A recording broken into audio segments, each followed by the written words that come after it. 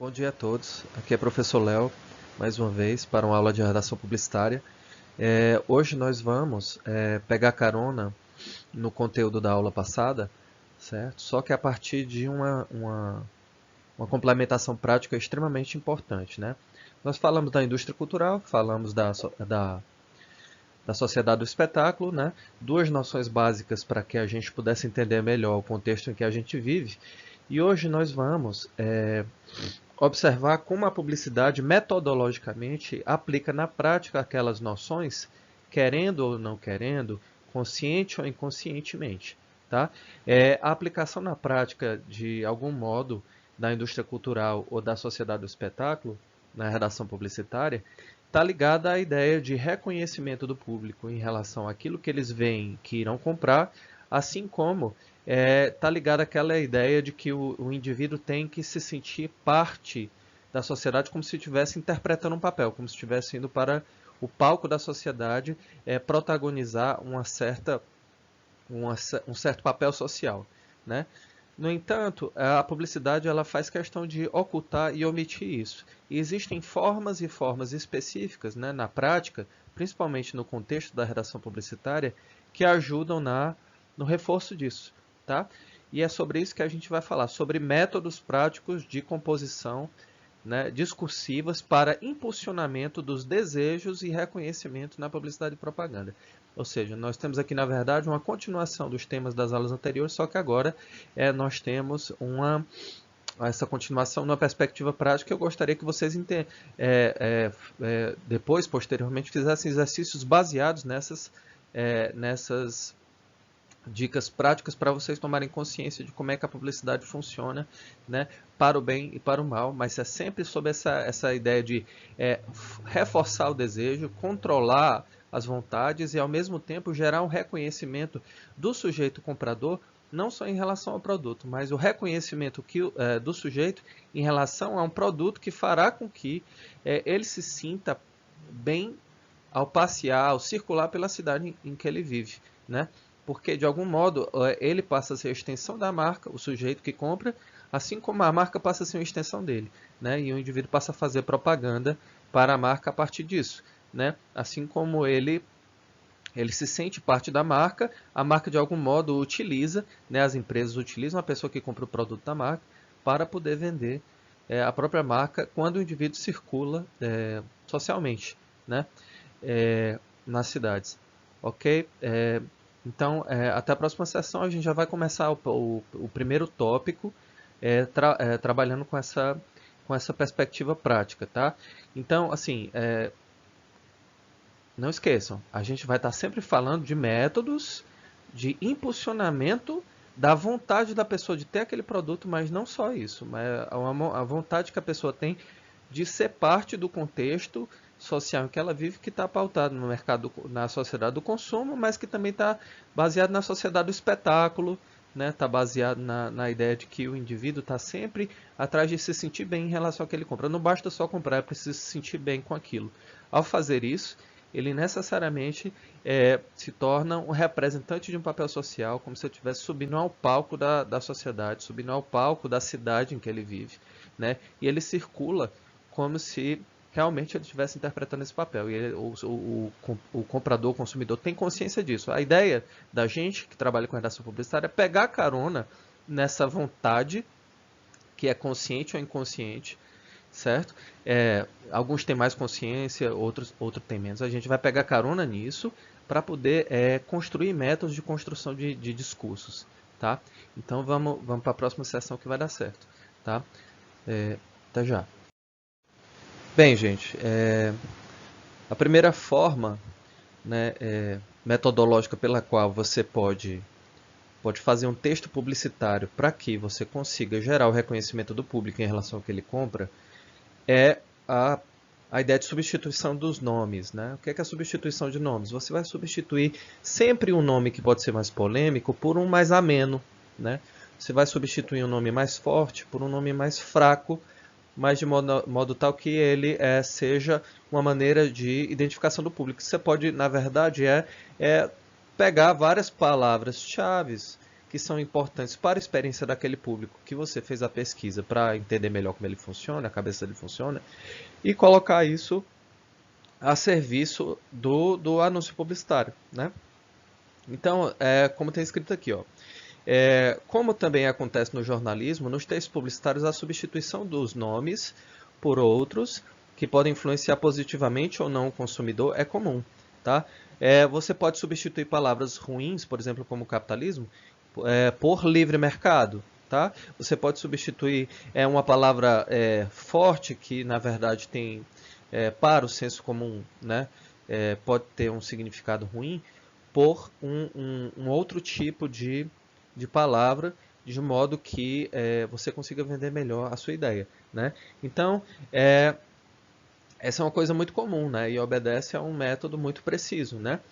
Amenizar no discurso para poder cativar melhor a pessoa, né? A gente chama isso de eufemismo, né? Como figura de linguagem. Quando a gente fala de frases mais longas, são poderosas. Você quer falar um palavrão muitas vezes, ou para gerar aquele impacto, vai gerar um efeito negativo, né? Você quer convencer a pessoa de uma maneira mais incisiva, você não vai usar uma palavra forte para que possa gerar aquele impacto, a não ser que você esteja lidando com o público que esteja atrás disso. Do contrário, você vai lidar com palavras mais amenas, vai tentar cativar, vai tentar chegar no público de uma maneira mais tranquila. Tá? No próximo slide eu vou mostrar uma série eu vou mostrar propaganda que expressa um pouco isso que a gente está falando aqui, né? A ideia de substituição dos nomes. Tá? Vamos lá, gente, dá uma olhada nesse anúncio que está disponibilizado para vocês aí em tela, tá? O que é que ele nos diz? Para um dia inteiro sem dor de cabeça, o Brasil chama a Neuza, né? Além dessa frase, nós temos uma bola junto com um sorriso, né? E com ponteiro de relógio, tá? A bola é a representação do comprimido, o ponteiro de relógio é a ideia de tempo, né? E o sorriso é o sinal de que essa bola sorri como se fosse um objeto humano, né? Você está humanizando a bola que está colocada. Primeiro, nós temos aqui alguns recursos super interessantes que estão meio que misturados, mas eles adicionam força no anúncio, né? E é bem interessante você começar a observar como é que isso funciona. Vamos olhar devagarzinho cada um desses elementos que estão disponibilizados aqui, tá? Primeiro, claro, como a gente tinha falado, é a ideia de substituição de nomes. A substituição de nomes está aqui, tá? Você está trocando, por exemplo, Neusaldina por Neuza, tá? Por quê? Porque quando você substitui Neusaldina, que é o nome do comprimido, por Neuza, tá? Você está automaticamente pegando o remédio e transformando em uma pessoa, né? Está personificando o nome. Ao fazer isso, você gera empatia, você gera encontro, você gera identificação, gera reconhecimento. É a Neuza que vai resolver meu problema. E quem é a Neuza é o comprimido. É como se fosse uma pessoa chegando na sua casa e te acolhendo, né? Ao invés de ser um comprimido que você está tomando. Tá? Comprimir é como se fosse alguém que cuidasse de você. Tá? Por isso que tem essa ideia de substituição do nome Neuza por Neuza, da substituição do nome Neusaldina por Neuza. Tá? Então, e para um dia inteiro sem dor de cabeça, é claro que o Brasil está chamando a Neuza, né? Então, o que é que acontece aqui? É o Brasil que chama a Neuza. Você na verdade, não está comprando remédio, você está, como brasileiro que chamando a pessoa a cuidar de você, né? Ela vai botar a sua cabeça no ombro dela e fazer carinho, fazer carícia, né? E quando você fica imaginando essa situação, automaticamente você cria bem-estar, né? Para você ou para aquelas pessoas que você quer cuidar, tá? E aí o que é que você tem nesse caso específico? Você tem a intenção clara de substituir um comprimido, que é uma coisa, é um objeto como qualquer outro, substituir isso com um objeto sem vida, despersonificado, por um objeto por alguém que tem traços por um objeto que tem traços de humanidade, né? Você pega o objeto e humaniza aquele objeto. Quando você faz isso, ele passa a ter característica subjetiva. Ele não é só objetivamente dado, ele passa a ter subjetividade. Então, a substituição dos nomes aqui é super bem-vinda, né? Neusaldina é substituída por Neuza. E quando o Brasil também substitui a você. Porque quando você está falando, eu quero a Neuza para resolver meu problema de cabeça, é uma coisa. Outra coisa é você dizer que o Brasil inteiro chama a Neuza. É como se o remédio preferido do brasileiro fosse a Neusaldina. E não é só o remédio, é a pessoa que está incorporada naquele remédio que você vai tomar e você vai ser cuidado por causa disso, né? E aí, para reforçar essa substituição de nomes que gera uma empatia, tanto quando você chama Neusaldina de Neuza, assim como você diz que o Brasil inteiro, né, todas as pessoas do Brasil chamam a Neuza, você tem também essa bola que representa o comprimido e dentro dela tem um sorriso, né, com o ponteiro do relógio. O sorriso é mais uma ideia de que você pode colocar simbolicamente traços de pessoas, mesmo que de uma maneira animada, dentro do comprimido, né? Isso reforça a ideia da substituição de nomes, né? Você está, na verdade, personalizando o produto. Lembra que tipo de figura-linguagem está colocada aqui? É a prosopopeia, né? A prosopopeia pega objetos inanimados, pega objetos que não têm tanta vida e você como sujeito que procede por meio da prosopopeia, acrescenta elementos humanos àquele produto. Então aqui nós temos duas coisas, substituição de nomes e prosopopeia como figura de linguagem. Além disso, como representação do nariz, do comprimido, né, que na verdade é um rosto, você tem a ideia de ponteiro, né? Para o quê? Para representar a temporalidade. Quanto mais rápido você chamar a Neuza, ou seja, tomar o comprimido, né, para poder você ficar tranquilo, mais rápido você vai ter o seu problema resolvido, problema de dor de cabeça, tá? Então, o que é que nós temos aí? Tá? O procedimento da substituição de nomes, junto com a prosopopeia, que é a personificação de objetos, tá?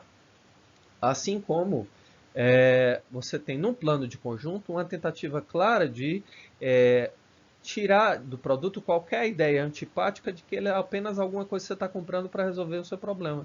Tá?